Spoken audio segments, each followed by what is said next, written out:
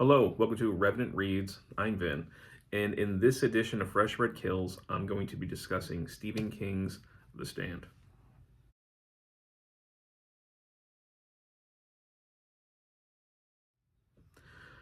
So if you're new to my channel, Fresh Red Kills are videos where I just talk about books that I've recently finished reading.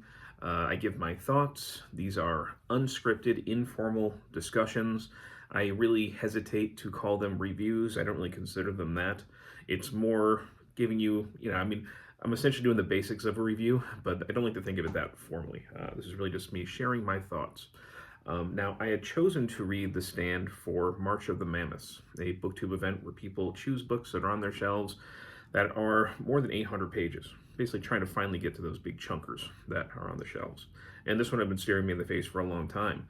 A few years ago at least, I had decided that I wanted to read Stephen King's works, and I have quite a few of them. Actually, you can see the shelf behind me where a bunch of them now stand. Didn't mean to have a pun there. And my goal was basically to read them in publication order. And I have decided to do that again. Now, what stopped me a couple of years ago from continuing, because I had read the first couple of books, was really The Stand. It was the size of this thing that, I kind of had to make sure I carved out time for it. But then also, COVID hit, pandemic. I wasn't in the right frame of mind to want to read a huge chunker about a plague.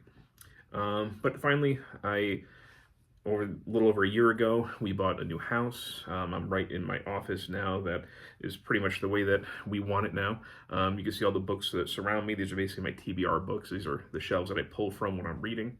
And then when I finish a book, I put them downstairs in the library. But having all those Stephen King books that I've acquired over the years staring me in the face that are unread really motivated me to want to finally get back into that project. And this was the big hurdle. So I finally got into it. Now, I was aware of the ending of this book. Back in the 90s, I had seen the miniseries. I had heard things about this book over the years. I knew how the conflict was resolved. And I had heard many differing opinions about this book. I know that some people consider it their favorite Stephen King book, maybe their favorite novel of all time. They absolutely love it. And others, excuse me, certainly see some flaws, and they find those flaws very difficult to look past, especially how the conflict is resolved within this. So I knew all that going in, and I was conscious of that, and I was keeping an open mind, and I wanted to know, would that ending work for me? Or would it be a hurdle? Would I come away a huge fan, saying this is one of the best things I've ever read? Or will I be discouraged and say this is a waste of time? So, to get rid of any tension there, or basically I could say that I'm somewhere in the middle. I like this book. I did like it. I thought that parts of it were really well done. And I enjoyed myself reading it. Did that ending work for me? No, it didn't. So I'm going to go through and talk about my thoughts in as spoiler-light a way as possible. I'm going to try not to give much away, but I will have to give some things away within the book. But I think if you read this or if you watch my video before reading it, you should still have plenty of surprises going through. So anyhow, just get through this.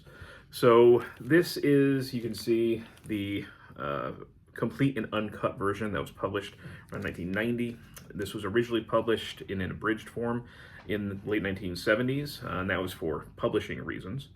And then I think that was the hardcover. And then when the softcover came out, what King did was he kept on pushing the year that the plague, basically, Captain Trips is what the epidemic is called, the disease that wipes out most of humanity in the book. I don't consider that a spoiler. That's pretty well known. That's what this book deals with.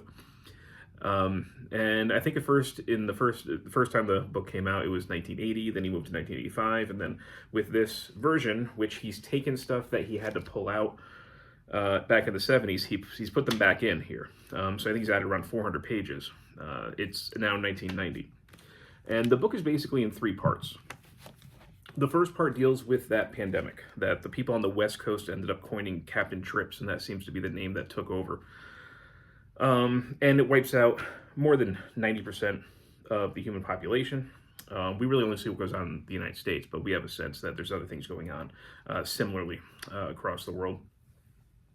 The second part, we see the survivors sort of gaining or coalescing into two different groups. So we have our heroes, and everybody's getting these dreams. And they're dreaming about an old woman named Mother Abigail, who's over 100 years old. She's an African-American woman, and she sort of represents goodliness. She's an agent of God, and some people are attracted to her. Others are attracted by a dark man known as Randall Flagg, and he's more of a satanic figure. He's a demon, and they're attracted to him, and they start moving towards these two, like magnetic forces that are in the western part of the United States. So Mother Abigail's coalition ends up in Colorado, in Boulder, and Flagg's people end up in Las Vegas.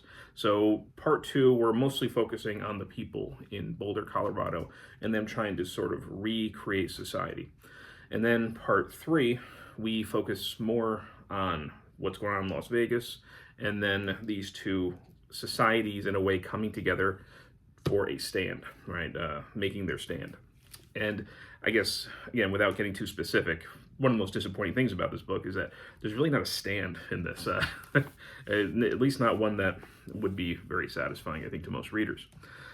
So overall, if I can kind of give my thoughts here, I don't want this to be a super long video. This is just me, again, giving you the things that I was thinking when I was going through. So I have the book open in front of me. I know it's kind of off screen here now. And this edition too, I don't know if all the editions had this, but this edition does have some illustrations throughout, black and white ones.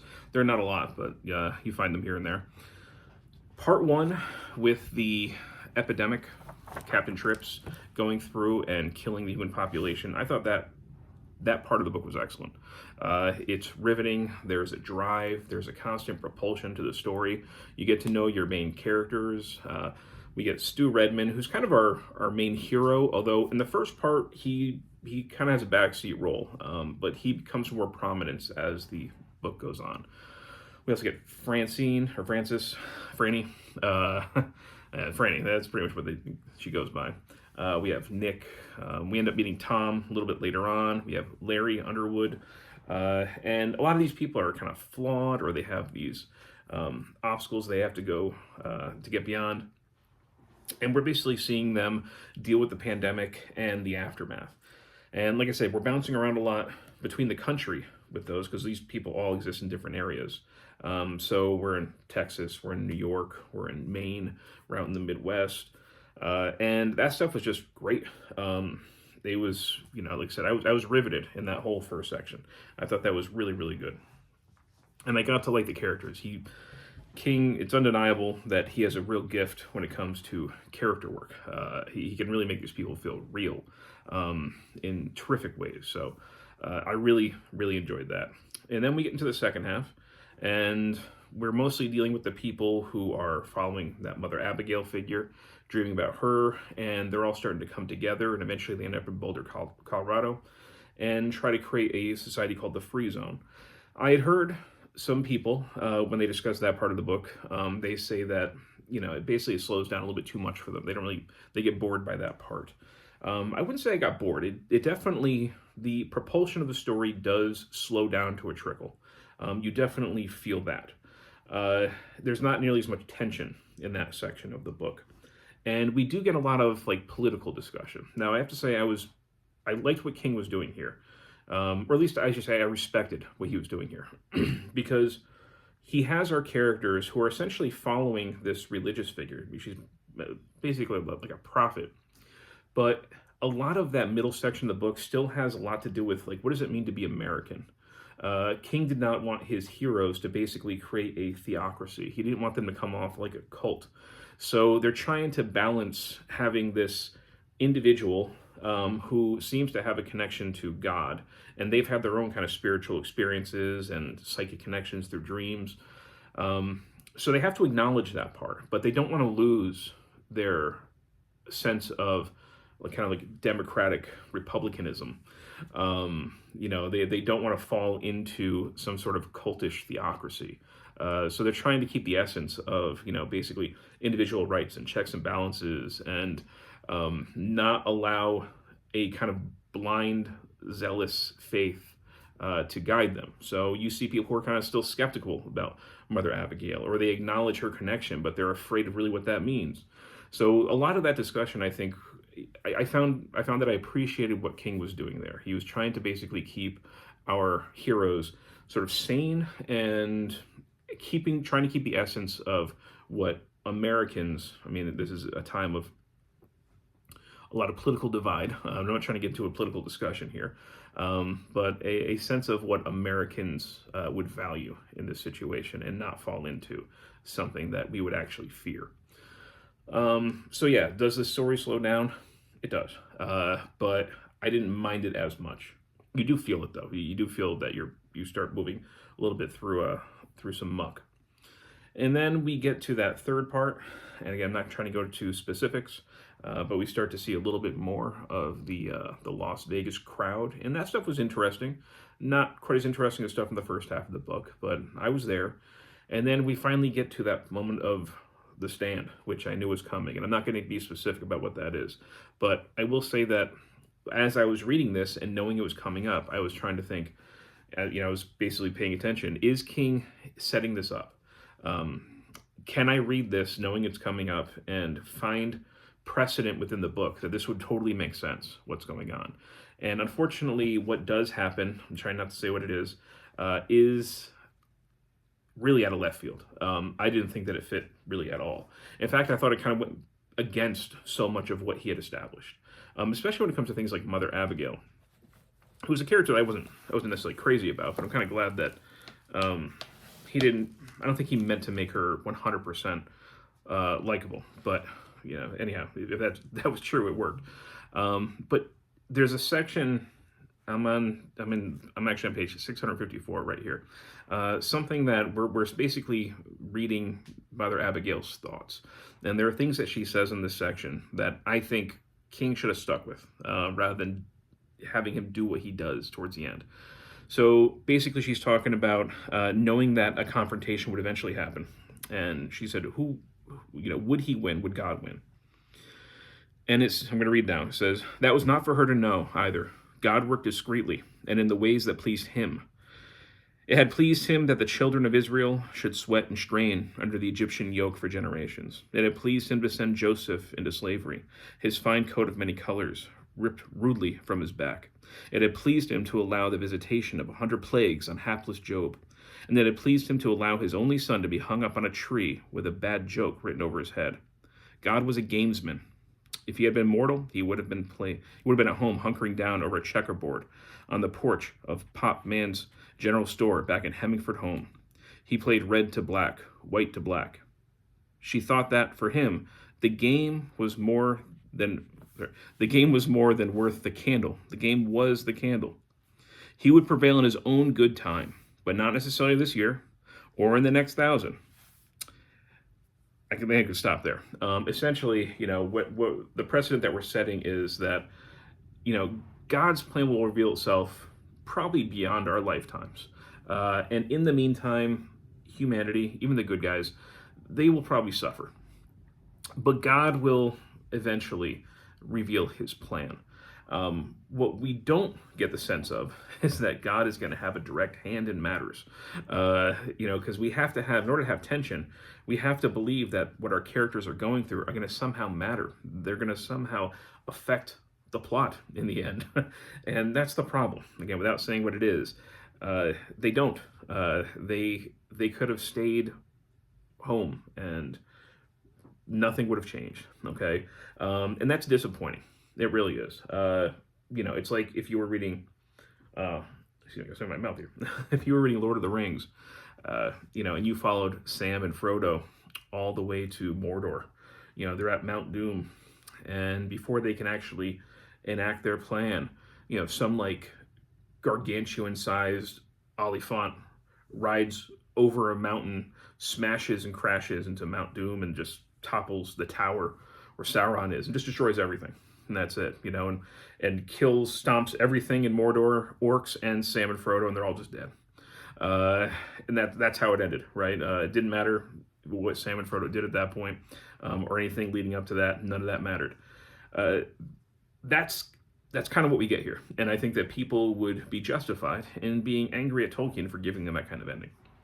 So I did not like that ending. I really didn't. I thought it was one of the weakest sections of the entire book. Now, the book doesn't quite end there.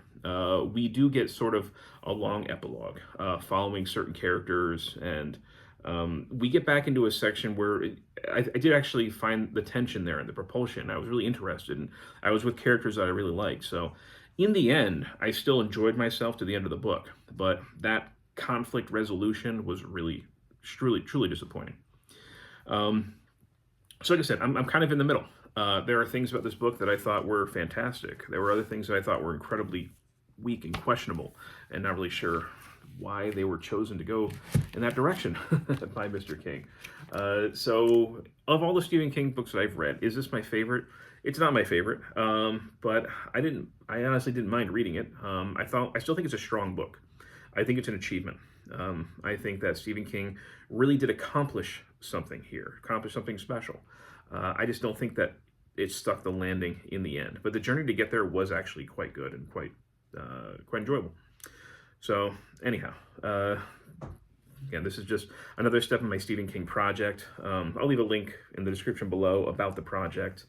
And I'm glad that I got through my March of the Mammoth selection actually within March. I finished this before April began. So I'm happy about that. Anyhow, if you've read this, and I know so many of you have, I'm so far behind on these sorts of things.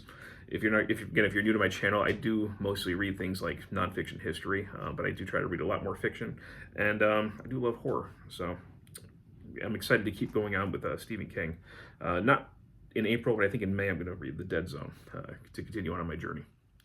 So again, if you've read this, I'd love to hear your thoughts. I know there's a lot of fanatics out there for this book, so please keep your comments respectful. Anyhow, thank you, BookTube.